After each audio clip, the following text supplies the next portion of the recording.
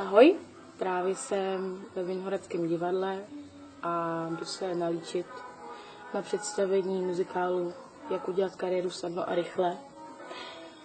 Takže se vám ozvu, až budu nalíčená. Tak jo, ahoj. Tak už jsem nalíčená, doufám, že se vám líbím. A za chvilku půjdu na zvukovku, vyzkouším si svoji písničku a pak se převlíknu do kostýmu. Ukážu mi kostým.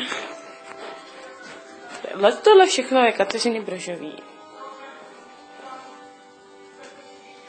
Jo, to je prostě, ta se víc převlíká, než je na jevišti. A moje je tohle. A mám tady jaký pěkný bordel. Mhle, jsou moje boty.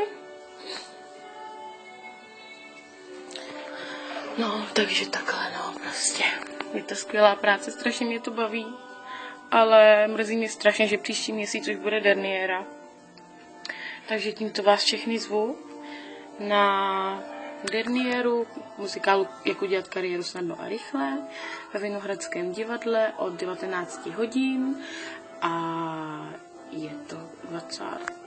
Moment, teď nevím, musím podívat, 26. března, myslím. Ano, ve středu 26. března. Jak udělat kariéru snadno a rychle, tak přijďte na derniéru. Ahoj!